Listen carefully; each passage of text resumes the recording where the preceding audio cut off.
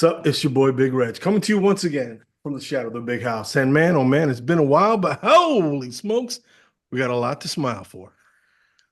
That didn't quite rhyme, but that's okay. You know what I'm saying? Because the Michigan Wolverines are on a win streak once again. They retain the George Hewitt Trophy with another victory over Northwestern, 50-6, if I remember right, but I can't remember the score. So I'll raise my glass to that. And man, oh man, happy Thanksgiving to everybody, to one and all. And man, you know what it means? Once all the turkey has been done, once all the celebrating has been completed, once all the finish or football on Thanksgiving is over, you know what your attention has to turn to. The one focus that you've had all year now becomes a singular event from which you cannot avert your eyes. It is the one, the only, the game. Michigan versus OSU.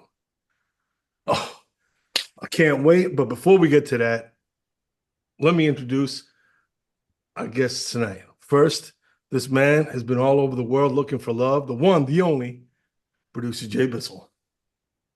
Looking for love. I'm looking for a victory. That's what I'm looking for this weekend. Not an embarrassment. Let's go blue. Holy smokes, I thought you were looking for love. You were going to Germany, Brazil, the Western United States, Eastern United States, Appalachia Mountains. Where haven't you gone? Where haven't you gone? Good gravy. You got to go to Asia next. I raise my glass to Asian women. Oh, well, whoa. Pause. Let's take that back. Anyway. Whoa. We're also joining us tonight, fresh off his scathing review of Wicked. Holy smokes, it's the one, the only, JC from Sunnyside. What's going on, Big Reg? Happy Thanksgiving, everybody. Listen, I'm thankful for three things right now. Ooh.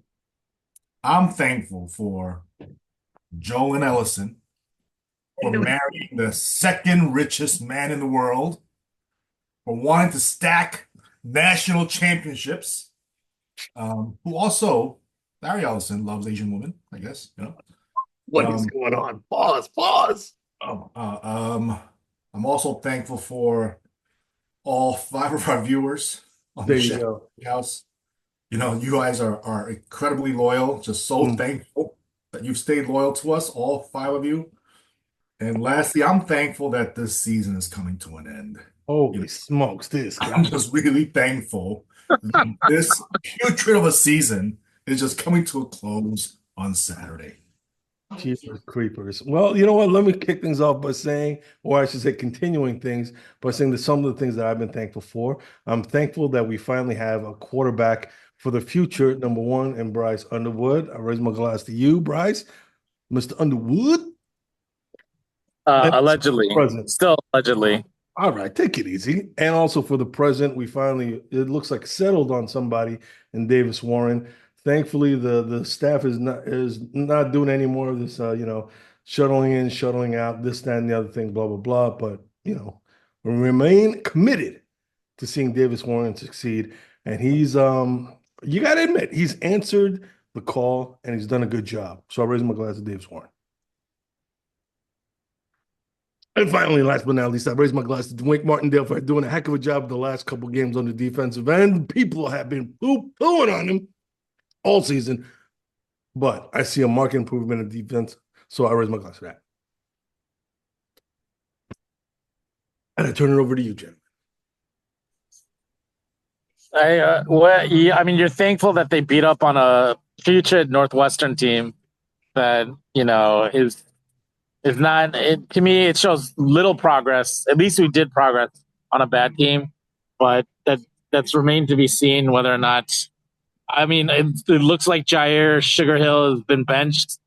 Amir Hall stepping up. So that was thankful. I'm thankful for that because someone actually showed up. I'm thankful again for Colston Loveland because despite literally his shoulder probably popped out, he still continues to catch balls and pumps up the team.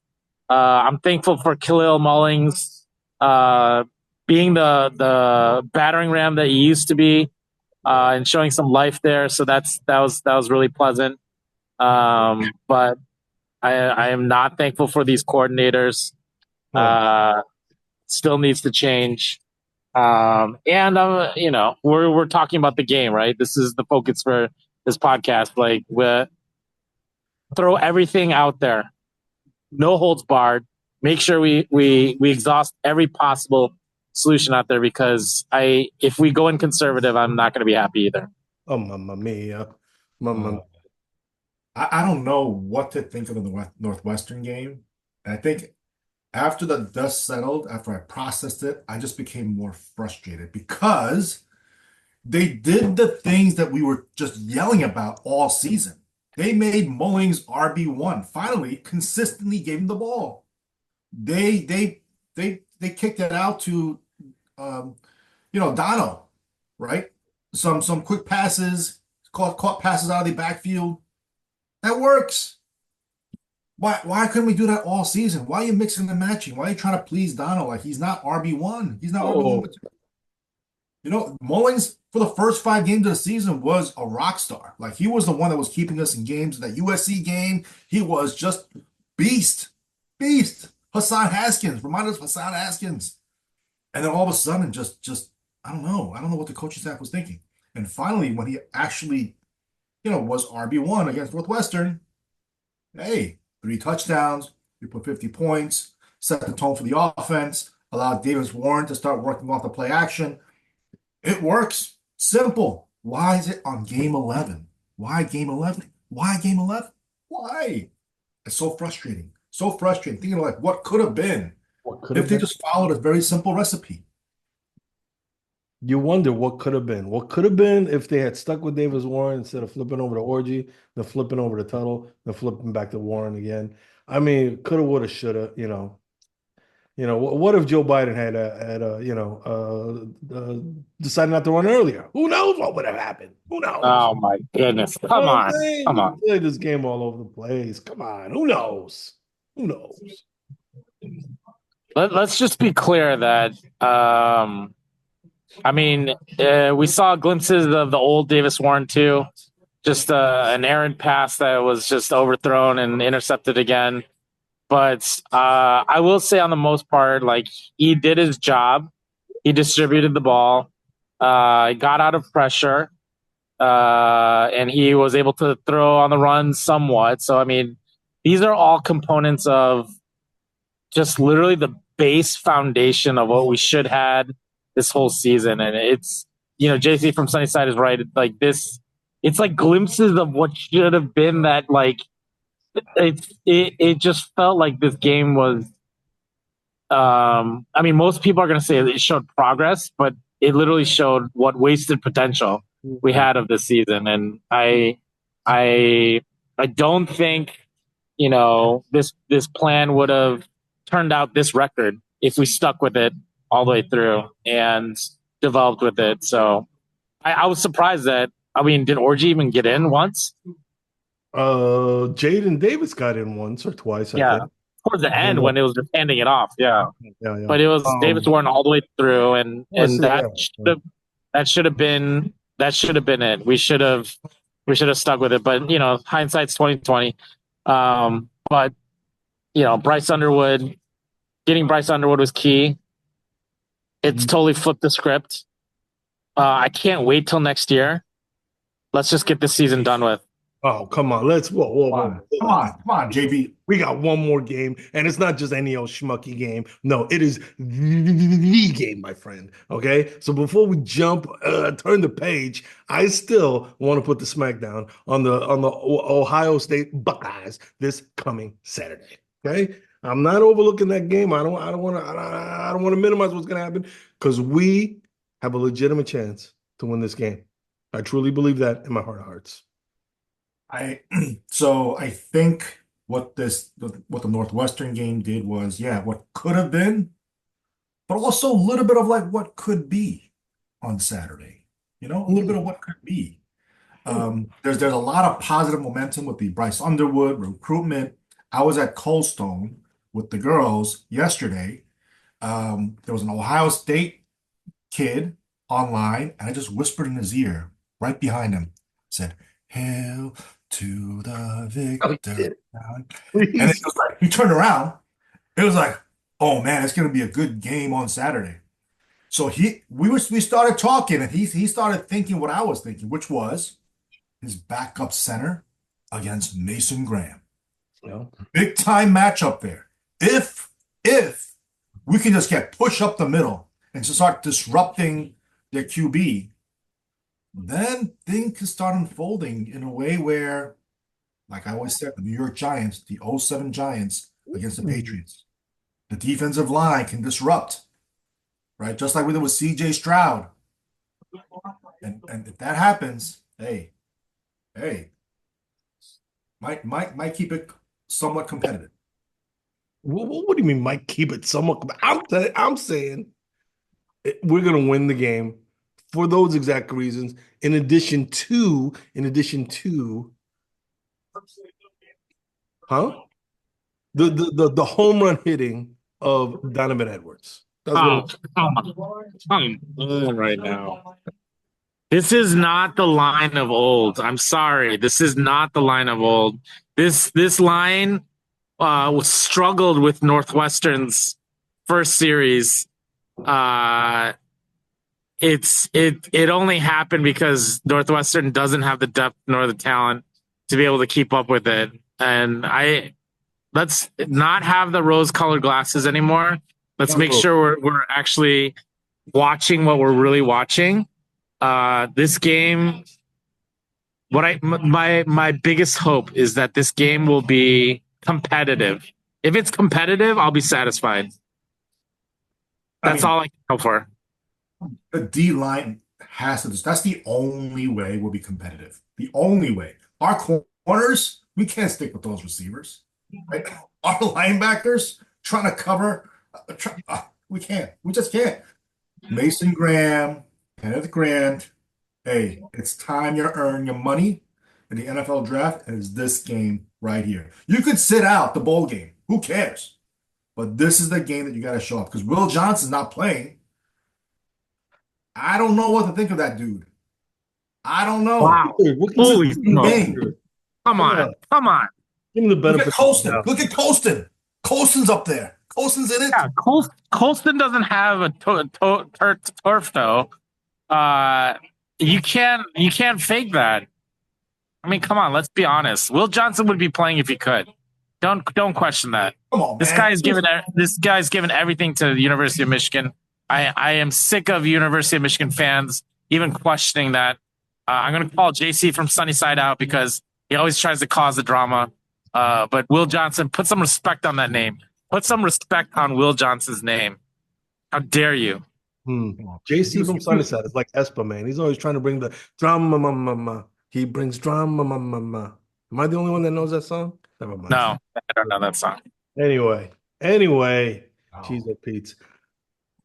I firmly believe, though, all kidding aside, all joking aside, I believe that our defense can limit them and generate turnovers, short field for us, and that we have the offense to take advantage of those critical moments, those critical short fields to get some TDs. And I believe that once those things happen, that the spirit, the brittle spirit of OSU Nation will collectively start to crumble. And once that happens, the Michigan Wolverines will rise up from their burning ashes like a phoenix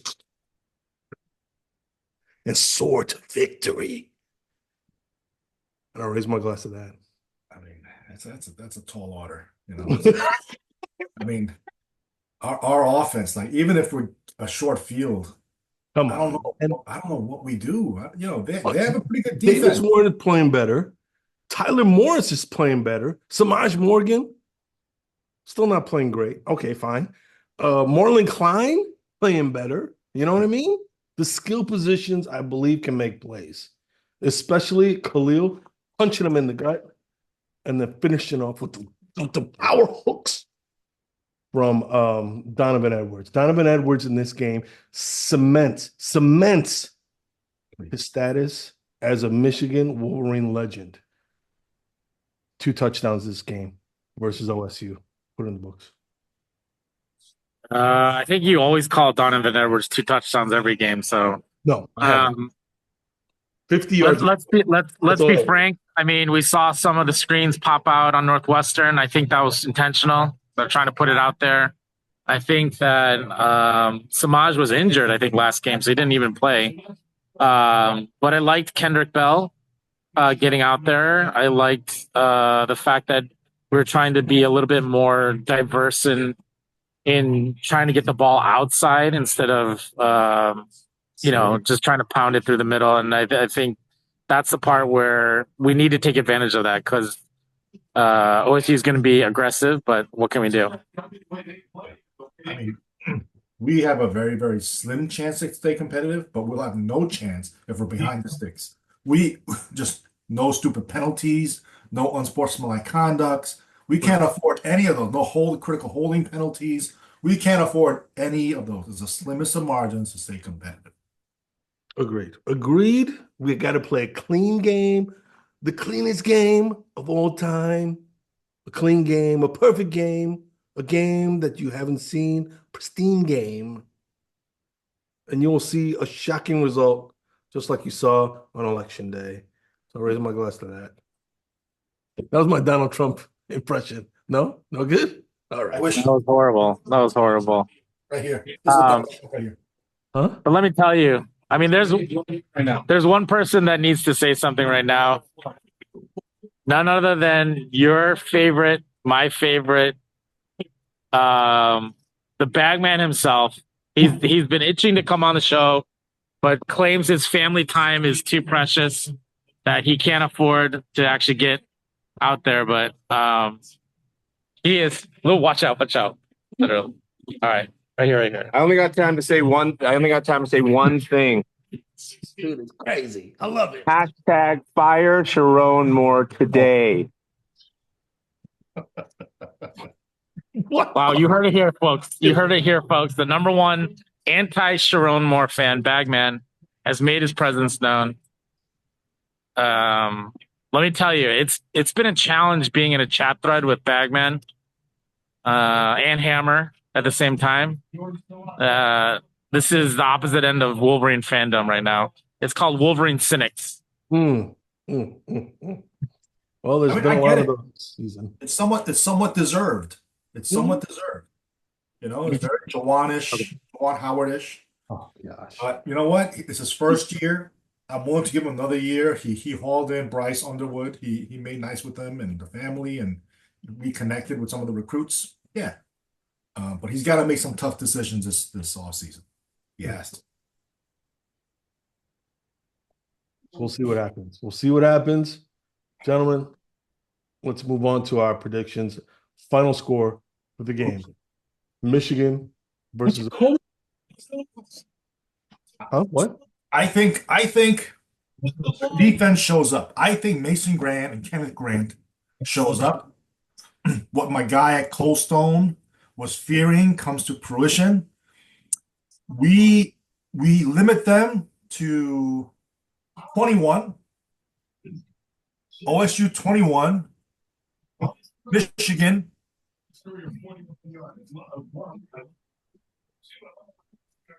What? What do you say? I said OSU 21, Michigan 3. Wow. Oh, come on. Dude, come on. That's JC from Sunnyside trying to elicit some emotional reaction. Let's be reasonable, okay? I do think their wide receivers are going to take advantage of our DBs. I think our defense can get to Will Compton, but Will Compton can run. Will Howard. Which he hasn't had to. He hasn't had to a lot this year, but he will this coming game because he will be on the run. So that's going to be the make or break. If we can get to him, and I think if we can make sure to limit what damage he does, I think it's very possible. But realistically, my prediction is OSU 42, Michigan 17. Oh my gosh. 21-3 and 42-17? Oh my gosh. You guys. Holy smokes. No, no. I refuse to buy into those narratives implied by those final scores. The narrative that I buy into is this: the Michigan Wolverines defense steps up to the plate. Wink Martindale shows why he's so grizzled and fat. It's because all he does is watch tape football. That's his whole existence. And it pays off in this game. The Michigan Wolverines stifle, I say stifle, the OSU offense. And we play a complete football game where the offense feeds off that energy, drives the ball down the hearts, down the throats of OSU Nation. Khalil Mulling, 1 touchdown. Donovan Edwards, 2 touchdowns. What are we up to? 21 points so far? Zavada, 2 field goals. 27. OSU, 17.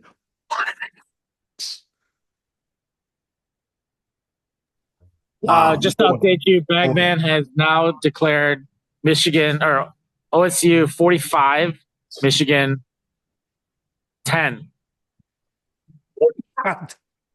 with a grin on his face. Oh my gosh! How do you see that disgusting grin through that brown bag? Oh.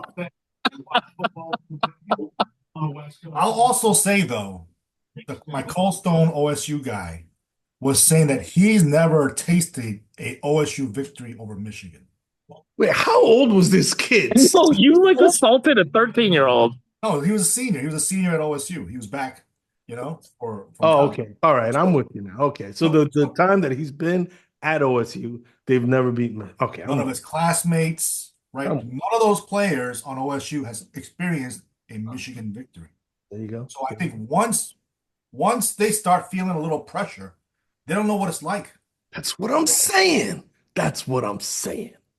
All right. Well, you know what? It's all conjecture at this point. We'll see what happens. Producer Jay Bizzle has already dropped away, but I still believe. So I raise my glass to the Michigan Wolverines and I say, go blue. Go blue. Go blue.